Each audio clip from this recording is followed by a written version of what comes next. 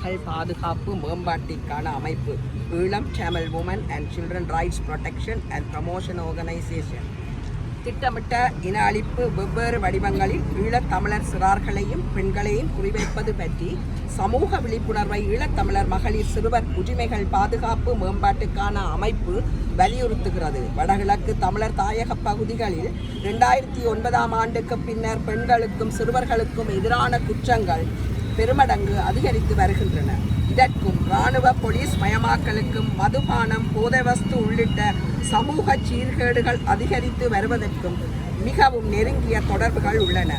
பல்கலைக்கழக சூழலில் இருந்து கிராமிய சூழல் வரை இராணுவமயமாக்கல் ஈழத்தமிழரை இரண்டாம் தர பிரஜைகள் ஆக அச்சுறுத்தி வருவதுடன் சமூக சிக்கல்களையும் அதிகரித்துள்ளது. இன அழிப்பு போரின் போது நமது நாட்டை விட்டு அகல வேண்டும் என்ற மனப்பாங்கு இருந்ததைப் போல முள்ளிவாய்க்காலுக்கு பின்னரும் உட்கம்பி வேலி முகாம்களில் இருந்து விடுதலையான பின்னரும் காலத்தில் பண்பாட்டு ரீதியான பாதுகாப்பற்ற சூழலில் இருந்தும் பொருளாதார நெருக்கடியில் இருந்தும் விடுபட வெளிநாடுகளுக்கு புலம்பெயர வேண்டும் என்ற சிந்தனை ஈழத்தமிழரிடையே தொடர்ந்து கொண்டிருக்கிறது. தமிழர் தாயகத்தில் இருந்து மக்களை அகற்றும் உத்தியாகவும் இதை பார்க்க வேண்டியுள்ளது. இராணுவமயமாக்கல் எவ்வாறு ஆக்கிரமிக்கப்பட்டுள்ள தமிழர் தாயகத்தில் சமூக சீர்கேட்டு உள்ளாகியுள்ளது என்பதை சர்வதேச நிறுவனங்களும் சாட்சிய பொறுமுறைகள் முறையாக ஆய்வுக்கு உட்படுத்த தவறியுள்ளன. போரின் பின் பண்பாட்டு ரீதியான அத்துமீறல்களும் அவற்றால் ஏற்பட்டு வரும் சமூக பாதிப்புகளும் பெருமளவில் வடக்கு கிழக்கையும் குறிவைக்க ஆரம்பித்தது. இருந்தாலும் ஒருபுறம் தமிழ் பண்பாடும் தேசிய விடுதலை போராட்ட மரபும் இவற்றுக்கு தடையாய் இருப்பதால் தமிழ் சமூகம் தன்னை ஓரளவு சுதாகரித்துக் கொண்டு காப்பாற்ற முயல்கிறது. இருப்பினும் மறுபுறம் இராணுவ ரீதியான எதிர்கிளர்ச்சி உத்தியாக தமிழர் தாயக பகுதிகளில் மதுபான போதைவஸ்து அறிமுக திட்டமிட்ட வகையில் ஊக்குவிக்கப்பட்டு வருகிறது என்பது வெளிப்படை. இப்போதைவஸ்து அறிமுகத்துக்காக ஆக்கிரமிக்கப்பட்ட தமிழர் தாயகத்தில் படையினருக்கு வழங்கப்பட்டிருந்த திறந்த உரிமம் தென்னிலங்கை நோக்கிய போதைவஸ்து பரவலாக்கத்துக்கும் காரணியாக உள்ளது. அண்மை காலங்களில் போதைவஸ்து அத்துமீறல் தொடர்பாக கைது செய்யப்படும் படை அதிகாரிகளின் செய்திகள் இதை உறுதிப்படுத்துகின்றன. ஜனவரி 2026ஆம் ஆண்டு ஐக்கிய நாடுகள் மனித உரிமை அலுவலகத்தின் போர் தொடர்பான குற்றங்கள் தொடர்ந்து அரச படையினரால் வடக்கு கிழக்கில் பரவலான பாலியல் குற்றங்களாக தொடர்கின்றன என்ற கண்டறிதல் வெளிப்படுத்தப்பட்டுள்ளது. பெண்களும் ஆண்கள் உள்ளிட்ட குறிப்பாக சிறுவர்களும் குறிவைக்கப்பட்டுள்ளதை அந்த அறிக்கை ஒத்துக்கொண்டுள்ளது. இந்த சூழலில் தான் அண்மையில் கொடூரமான கொலைகள் கிழக்கிலும் வடக்கிலும் நடந்தேறியுள்ளன. இவற்றில் கொல்லப்படுபவர்களும் கொல்பவர்களும் தமிழர்களாய் இருந்தாலும் எம்மை கொண்டே இன அழிப்பை தொடர்கின்ற கோரமான ஒரு அத்தியாயத்தையே இந்த குற்றங்கள் வெளிப்படுத்துகின்றன. இவை பாதுகாப்பு தொடர்பான அச்ச உணர்வை கூட்டி இளம் தலைமுறையினரை தமது தாயகத்தை விட்டு புலம்பெயர்வுக்கு ஆளாக்குகின்றன. ஒட்டுமொத்தமாக எமது மண்ணுக்கும் எமக்கு உரித்தை சிதைக்கும் நோக்குடன் பண்பாட்டு ரீதியான கட்டமைக்கப்பட்ட இன அழிப்பு திட்டம் நீண்டு செல்வதன் வெளிப்பாடே இந்த குற்றங்கள் என்ற விழிப்புணர்வு எமது மக்களிடம் தேவையாகிறது. இவ்வாறு கட்டமைக்கப்பட்ட இன அழிப்பு 1948ஆம் ஆண்டிலிருந்து நீடிப்பதற்கு இன்னொரு காரணம் 2009 இன அழிப்பு போரின் பின் 16 ஆண்டுகளாகியும் சர்வதேச சட்ட ரீதியாக அதிலும் குறிப்பாக 1948 இன அழிப்பை தடுப்பதற்கும் தண்டிப்பதற்குமான ஐநா உடன்படிக்கையின் பிரகாரம் இலங்கையின் அரசு பொறுப்பு தனிநபர் குற்றவியல் பொறுப்பும் சர்வதேச நீதிமன்றங்களால் விசாரிக்கப்படுமளவுக்கு கனதியான நகர்வுகள் மேற்கொள்ளப்படாமல் தாமதிக்கப்படுவதும் ஒரு காரணமாகும். ஆட்சி மாற்றத்துக்கு மட்டும் சர்வதேச நீதியை வல்லரசுகள் மட்டுப்படுத்தி ஐநாவில் பயன்படுத்துவதே சர்வதேச அரசியலாக உள்ளது. இந்த நிலையை மாற்ற தாயகத்திலும் புலம்பெயர் சூழலிலும் இனியும் தாமதியாது தமிழ் தேசிய பரப்பினர் அனைவரும் இணைந்து பணியாற்ற வேண்டும். எட்டாப்பழ புளிக்கும் என்றோ கிட்டாதாயின் வெட்டன மரம் என்றோ சுயநிர்ணய உரிமை, இறமை, சர்வதேச நீதி போன்ற அடிப்படை விடயங்களில் நாம் தவறிழைக்க கூடாது. சலுகைகளுக்காக காற்றில் பறக்கவிட முடியாது. சலுகைகளுக்காக உரிமைகளை காற்றில் பறக்கவிட முடியாது. சர்வதேச அரசியலின் அநீதியை எதிர்கொள்ள வேண்டும். அதேவேளை அது நல்கும் வாய்ப்புகளையும் காற்றுள்ள போதே தூற்றிக்கொள் என்பதற்கேற்ப கை நழுவ விடாது பயன்படுத்த வேண்டும். இதற்கு முதற்படியாக தாயகத்தில் உள்ள தமிழ் தேசிய தரப்புகளும் புலம்பெயர் அமைப்புகளும் தம்மிடையே முரண்பட்டு கொண்டிருப்பதில் இருந்து தடவழி திருத்தத்துக்கு உள்ளாக்கப்பட்டு பட வேண்டும். பிளவுகள் நீங்க வேண்டும். சர்வதேச நீதியை பற்றுக்கோடாக கொண்டு எமது ஒருங்கிணைந்த கோரிக்கைகளையும் அவற்றுக்கேற்க சர்வதேச மயப்படுத்தப்பட்ட அமைதி வழி ஜனநாயக போராட்டங்களை முன்னெடுக்கும் அதேவேளை தாயகத்தில் இராணுவத்தை விலக்கிக் கொள்ளுமாறும் எமக்கான சுயாட்சியை உறுதிப்படுத்துமாறும் உலகளாவிய விழிப்புணர்வை நாம் ஏற்படுத்த வேண்டும். எமது தாயகத்தில் எம்மை நாமே ஆளும் அரசியல் அதிகாரம் இல்லாமல் உண்மையான பாதுகாப்போ பண்பாட்டு இருப்போ பொருளாதார அபிவிருத்தியோ ஏற்பட போவதில்லை. நிரந்தர தீர்வை எதுவகையாயிலும் பாதிக்காத இடைக்கால தீர்வுகள் அவசியம். ஆதலால் உரிமைகளை முன்னிறுத்தி சிந்திக்கும் மரபு ஈழத்தமிழர்களிடையே முன்னப்போதையும் விட கூடுதலான சிரத்தையோடு முன்னெடுக்கப்பட வேண்டும் என்று ஈழத்தமிழர் மகளிர் சிறுவர் பாதுகாப்பு மேம்பாட்டுக்கான அமைப்பு அறுதியும் உறுதியுமாக வலியுறுத்துகிறது. கொள்கை, கோட்பாடு, நடைமுறை சாத்தியம் என்ற இரு வழிகளிலும் ஒன்றோடொன்று முரண்படாது எமது அணுகுமுறைகள் நுட்பமாக வழிவகுக்கப்பட வேண்டும். அடிமைத்தனம் வேண்டாம், உரிமைகளற்ற சலுகைகளும் வேண்டாம். அடிமைத்தனமும் வேண்டாம், உரிமைகளற்ற சலுகைகளும் வேண்டாம். எமது பண்பாட்டு சீரழிவுக்கு எம்மவரே பலிபோகும் எதிரிகளின் இன அழிப்பு திட்டத்திற்கு பலி போக வேண்டாம். உரிமைகளுக்காக போராடுவோம். இரண்டாம் தர பிரஜைகளா இல்லையா என்பதை தீர்மானிப்பது எமது சுய நிர்ணய உரிமையை அன்றி வேறொன்றும் இல்லை. விழிப்புத்தான் விடுதலையின் முதற்படி. நன்றி, வணக்கம். வணக்கம். சூர்யா கோமகன், அமைப்பினுடைய ஒருங்கிணைப்பாளர். இன்று சிறுவர் உபயோகம் பெண்களுக்கு பாதுகாப்பு இல்லாத சூழலை கருத்தில் கொண்டு பெண்கள் அமைப்புகளால் முன்னெடுக்கப்பட்ட இந்த போராட்டம் இன்றைக்கு எந்த ஆட்சி மாறினாலும் ஒரு மாற்றமும் தமிழர்கள் மத்தியில் இல்லை. தமிழர் பிரதேசத்தில் வன்முறை சம்பவங்கள் அதிகரித்து செல்லுகின்றது. இந்த காவலர்களாக, சட்டத்தின் காவலர்களாக இருக்கிறவர்கள் கூட இந்த சட்டத்தை மீறி நடக்கிற செயற்பாடுகள் தொடர்ச்சியாக தொடர்ந்த வண்ணம் இருக்கிறது. அதே நேரத்தில் நடக்கின்ற துஷ்பிரயோக சம்பவங்கள் ஏனைய விடயங்களுக்காக போலீஸ் நிலையமோ அல்லது போலீசாரையோ நாடி சென்றால் அவர்களுக்கான தீர்வை பெற்றுக் கொடுக்க முடியாத ஒரு துர்ப்பாக்கியமான சூழல் ஒன்று தொடர்ந்து நிலவி கொண்டிருக்கின்றது. அண்மையில் கூட சிறுவர் ஒருவர் சுட்டு படுகொலை செய்யப்பட்டிருந்தார் போலீசாரால். அதை விட இந்த பெண்கள் அந்த வட்டிக்காக அந்த லோன் அடிப்படையில் பொருள் ஒன்று வாங்கியிருந்தார்கள், உளவு இயந்திரம். அதற்கு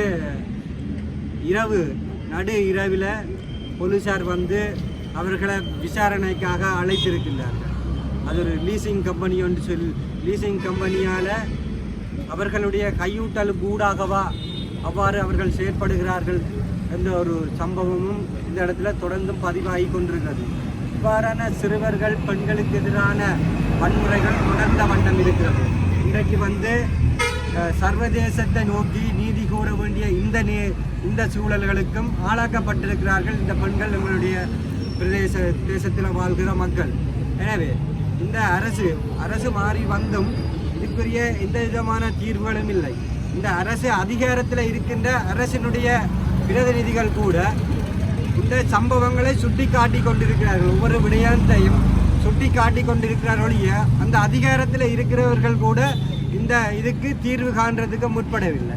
ஒன்று, அந்த அதிகாரத்தில் இருக்கிறவர்கள் அதுக்கு தீர்வு காண முற்படாட்டிக்கு அந்த கதிரையிலிருந்து நீங்கள் அகலுங்கள், அதை செயற்படுத்தக்கூடியவர்களை முன்வர வையுங்கள். எனவே இந்த விடயத்தில் சர்வதேசத்தை நோக்கிய இந்த பார்வை இந்த விடயத்துக்கு முன்வைக்கப்பட்டிருக்கிறது. இதுக்கு நிரந்தர தீர்வு வேண்டும். அதேபோல் இந்த பாதுகாப்பு என்ற போர்வையில் இருந்து கொண்டு இந்த அழிவை நோக்கி நகர்த்தி கொண்டிருக்கின்றவர்கள் இந்த மண்ணை விட்டு அகல வேண்டும் என்று சொல்லி தொடர்ச்சியான கோஷங்கள் எழுப்பப்பட்டு கொண்டிருக்கிறது. குறிப்பாக இந்த இராணுவத்தினுடைய பிரசன்னங்கள் இந்த தமிழர் தேசத்தில் தொடர்ந்து நிலவி கொண்டிருக்கிறது. அவர்களை வெளியேற்றுவதற்கான கோஷங்கள் தொடர்ந்து முன்வைக்கப்பட்டு கொண்டிருக்கிறது தமிழ் மக்களால். எனவே இதனை கருத்தில் கொண்டு இந்த அரசு உடனடியாக இதுக்குரிய தீர்வினை முன்வைக்க வேண்டும். இல்லை இப்படியான தொடர் போராட்டங்கள் முன்னெடுக்கப்படுகின்ற பட்சத்தில் இதுக்கு சிவில் தரப்புகள் குடிசார அமைப்புகள் வந்து இந்த ஒவ்வொரு போராட்டங்களுக்கும் வலுப்படுத்த வேண்டும்.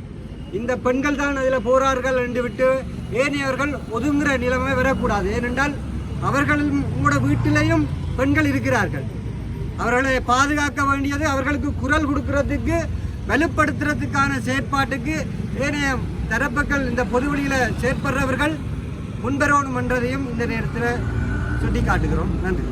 வணக்கம். நான் சவுந்தரநாயம் ராஜினி, ஈழத்தமிழர் மகளிர் சிறுவர்கள் உரிமைகள் மேம்பாட்டுக்கான அமைப்பு. இன்றைய போராட்டமானது எங்களுடைய தேசத்திலே எங்களுடைய பெண்களுக்கு தொடர்ச்சியாக நடந்து கொண்டிருக்கின்ற வன்முறைகள், படுகொலைகள், சிறுவர் துஷ்பிரயோகங்களை கண்டித்து ஒழுங்குபடுத்தப்பட்டது. எனவே எங்களுக்கான பாதுகாப்பு வேணும். பெண்களுக்கும் சிறுவர்களுக்கும் எங்களோட மண்ணுக்கும் எங்களோட நிலத்துக்குமான பாதுகாப்பு வேண்டும். சர்வதேசம் அதற்கான பதில் கூற வேண்டும். இன்னும் இந்த பெண்கள் இன்றைய போராட்டத்துக்கு மிகவும் குறைவாக இருக்கிறது, மிக வேதனையாக இருக்கிறது. தொடர்ச்சியான போராட்டங்களில் எங்களுடைய வீட்டில் இன்றைக்கு நாளைக்கு எனக்கு நடக்கலாம், என்னுடைய அம்மாவுக்கு நடக்கலாம், என்னுடைய சகோதரிக்கு நடக்கலாம். நாங்கள் பார்த்து கொண்டு இருக்கும் வரைக்கும் இன்னொரு பிரச்சனை வராதபடிக்கு நாங்கள் பார்த்து கொள்ள வேண்டும். ஆகவே தொடர்ச்சியாக எங்களோட போராட்டங்கள் வடகிழக்குகள் எங்கும் நடைபெறும். இப்படியான வன்முறைகள் தொடர்ந்து நடக்குமாயின் எங்களுடைய போராட்டம் தொடர்ந்து நடைபெறும். ஆகவே எங்களுடைய பாதுகாப்புக்காகவும் சிறுவருடைய பாதுகாப்புக்காகவும் எங்களை நாங்களே வலுப்படுத்த வேண்டும், எங்களை நாங்கள் பாதுகாக்க வேண்டும், எங்களுடைய பெண்களுக்கான சுதந்திரம் வேண்டும் என கூறி இந்த இடத்திலே சர்வதேசத்திடம் சரியான நீதியை கோரி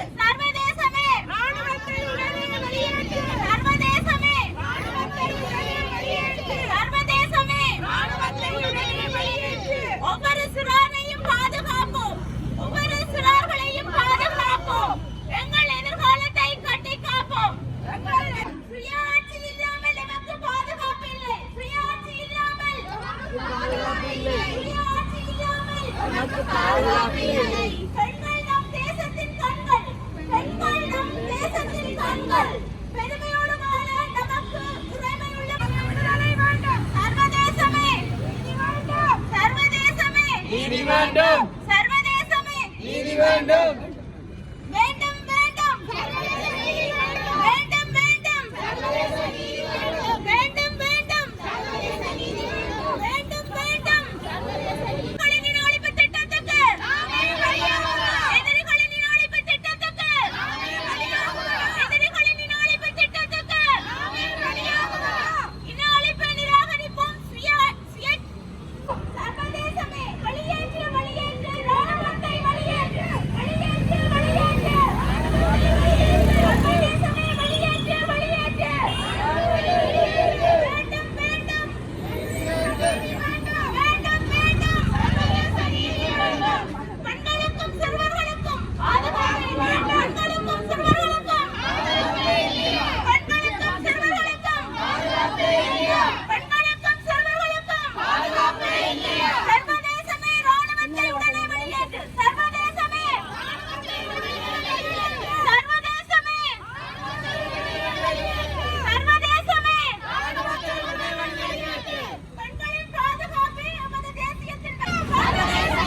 Thank you.